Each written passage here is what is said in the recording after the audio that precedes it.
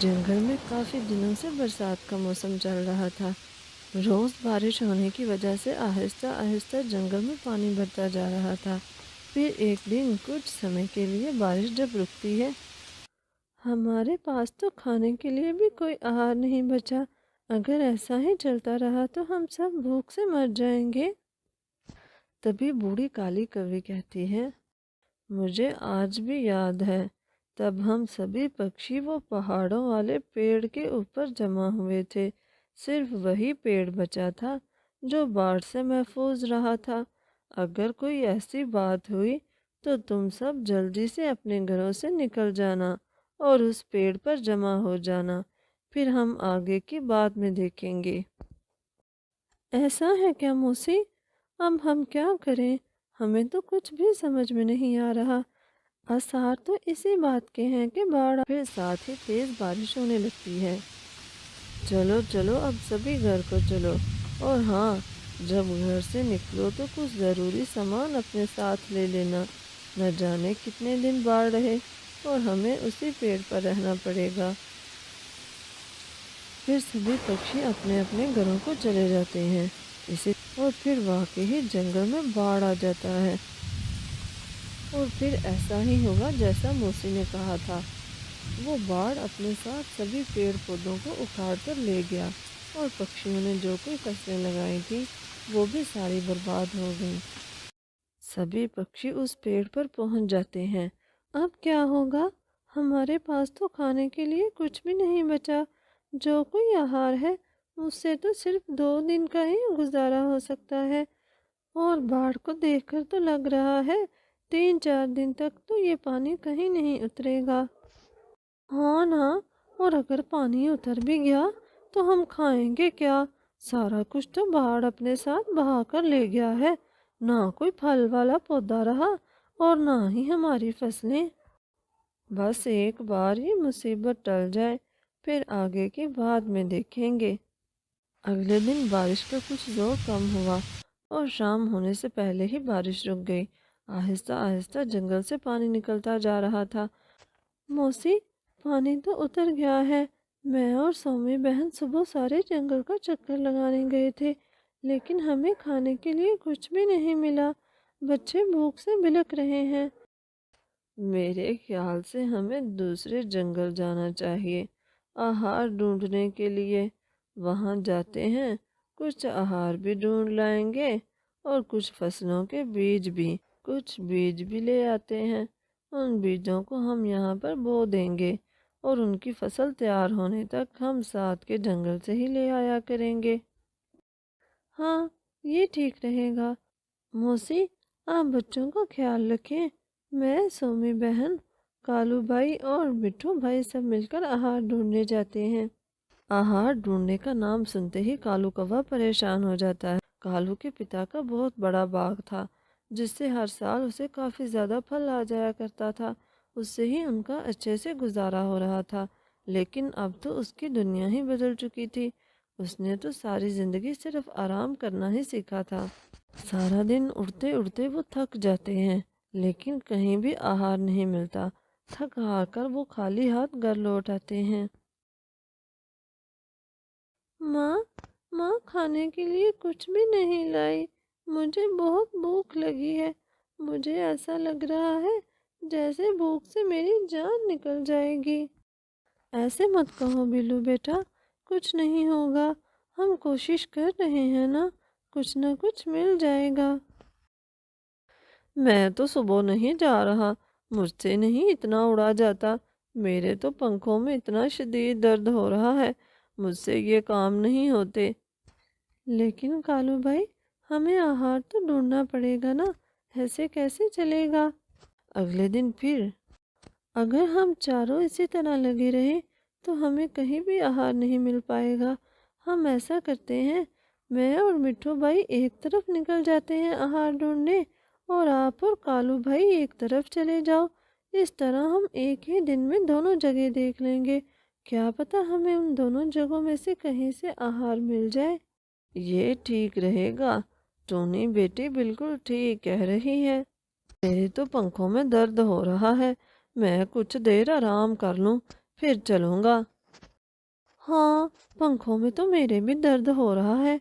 चलो कुछ देर आराम कर लेते हैं। वैसे भी टूनी कौन सा हमें देख रही है, खुद ही ढूंढ लेगी वो आहार। फिर वो दोनों एक पेड़ पर सो जाते हैं।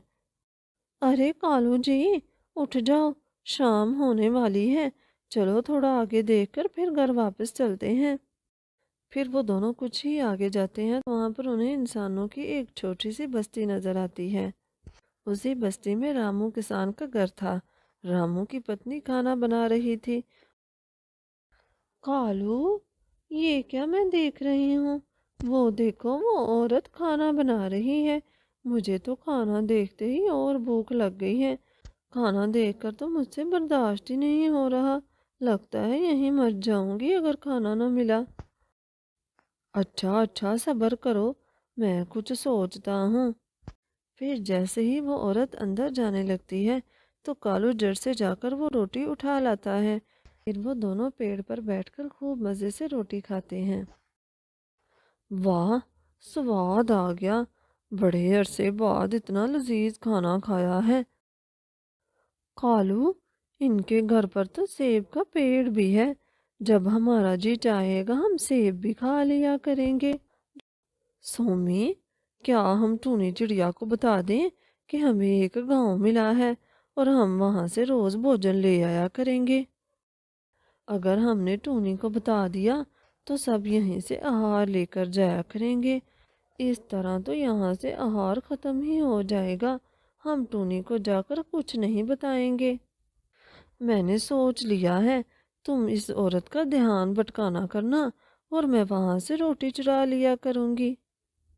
हाँ हाँ, यही ठीक रहेगा। चलो अब घर चलते हैं। जब वो घर पहुंचते हैं तो टोनी और मिट्ठू उनका इंतजार कर रहे थे। अरे कालू भाई और सोमी, तुम दोनों कहाँ पर रह गए थे? वो ना टोनी, रास्ते में ना मेरी तबीयत बहुत ख़राब हो गई थी। सारा दिन कल घूमती रही और आज भी सुबह से बस आते हुए ही तबीयत ख़राब हुई थी।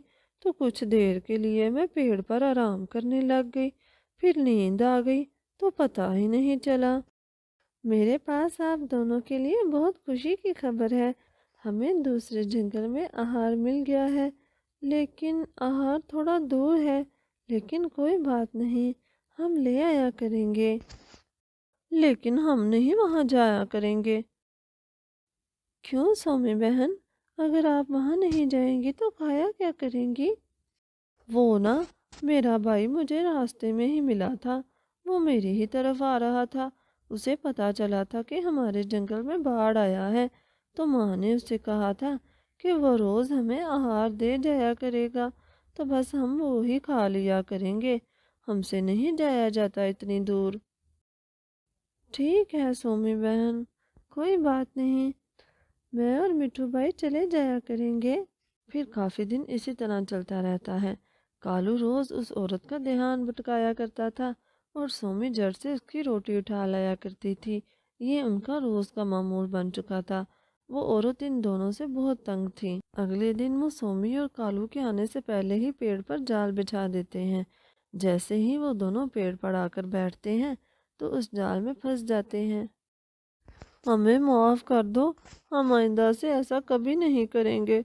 हमें जाने दो, हमारे छोटे छोटे बच्चे परेशान हो रहे होंगे। अरे ये क्या हुआ कालू जी, ये क्या हो गया? रामू और उसकी पत्नी उन दोनों को एक पिंजरे में बंद कर देते हैं। उधर टोनी और मिट्ठू बहुत परेशान थे।